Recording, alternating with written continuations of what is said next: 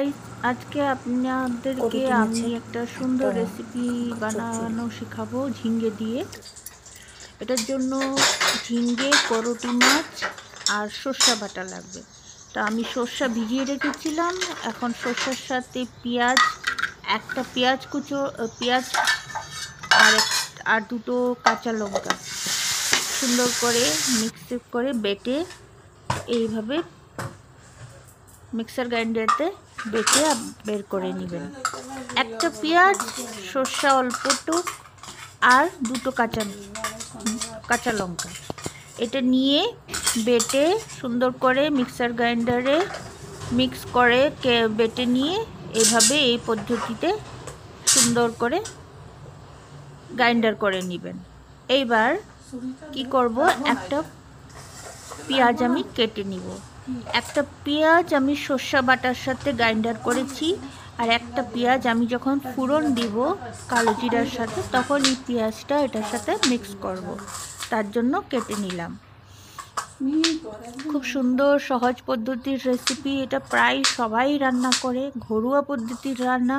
কোনো এখানে অনেক কিছু দিতে সামগ্রী জয়েন করতে হবে সেরকম কোনো কিছুই নেই। সাধারণ রান্না, সবাই পারে রাঁধতে। গান, নাচ, অ্যাক্টিং সব কিছু মেয়েরা করা সত্ত্বেও রান্নাটাও করতে হয় ঘরোয়ার জন্য।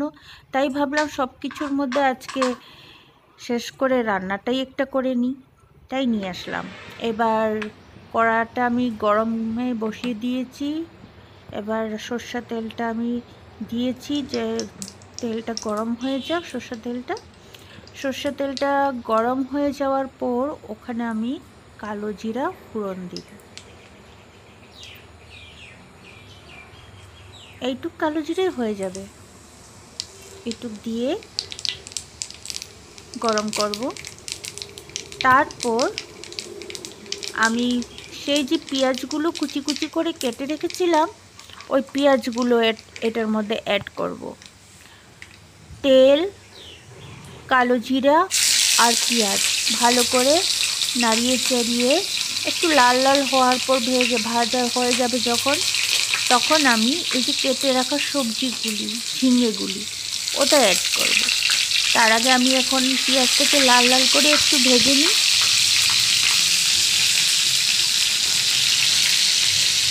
ফ্লেমটা একটু কমিয়ে দিলাম যাতে পেঁয়াজটা পুড়ে না যায়।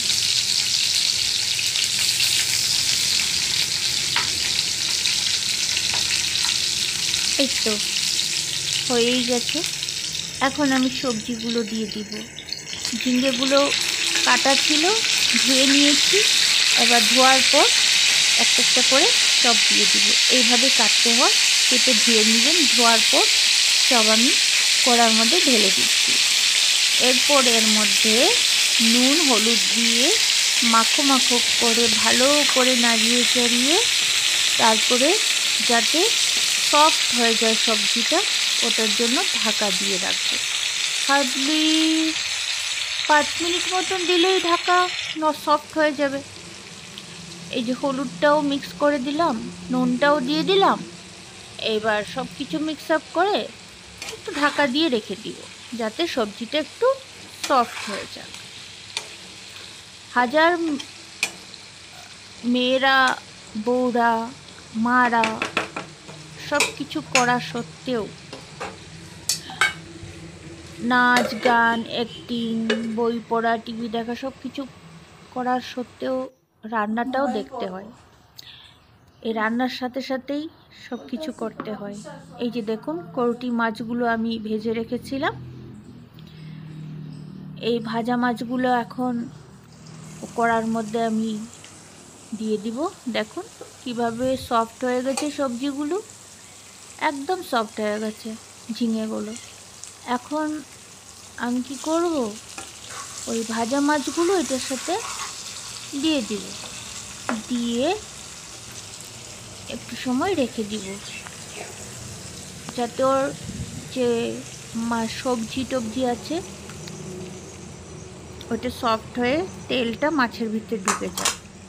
তার আগে আমি একটু সর্ষে বাটাটা দিয়ে দিলাম, যে সর্ষে বাটাটা আমি বেটে রেখেছিলাম ওই সর্ষে বাটাটা দিয়ে দিলাম। সর্ষে বাটাটা না দিলে তো হবে না, যেহেতু এটা সর্ষে আর কাঁচা লঙ্কা আর করটি মাছ আর ঝিঙের মাখো চচ্চড়ি, তাই এটা তো দিতেই হবে। তার সাথে আমি চিলি ফ্লেক্স আর কাশ্মীরি মির্চ পাউডার, যাতে একটু রঙটা ভালো হোক সেটা দিলাম অল্প অল্প, দিয়ে ভালো করে মিক্স করে দিলাম। এবার মিক্স করার পর একটু সময়ের জন্য আমি ঢাকা দিয়ে রাখবো, যাতে ভালো করে সর্ষেটা মিক্স হয়ে যায়। এবার দেখুন সর্ষেটা মিক্স হয়ে গেল। এবার কড়া থেকে আমি ঢাকাটা সরিয়ে দিলাম। ভালো করে মাখো মাখো হয়ে গেছে। এবার আমি মাছগুলো দিয়ে দিব। মাছগুলো ভীষণ ছোট ছোট, বেশি নাড়াচাড়া করলে আবার মাছটা ভেঙে যাবে, তখন খেতে আর স্বাদ হবে না। তাই মাছটাকে বেশি নাড়াচাড়া করব না। মাছটাকে নাড়াচাড়া না করেই একটু কি করব, জল দিয়ে দিব। জল দিয়ে ঢাকা দিয়ে দিব, তখন মাছটা ভাপেই সিদ্ধ হয়ে যাবে ভালো করে। আর তারপরে একে আর বেশি নাড়াতে হবে না। এইভাবে ভালো করে একটু জল দিয়ে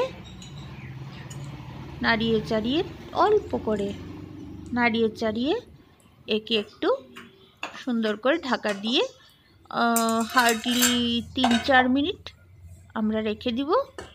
ব্যাস, তারপরে কড়ার থেকে নামিয়ে আপনারা খেতে পারুন। এই দেখো আমার হয়ে গেল মাছের চচ্চড়ি, ঝিঙ্গে সর্ষে বাটা দিয়ে করটি মাছের তরকারি। যদি আপনাদের ভালো লাগে এই রেসিপিটা, প্লিজ কমেন্ট করবেন, সাবস্ক্রাইব করবেন আর লাইক করবেন। আপনাদের মতামত আমার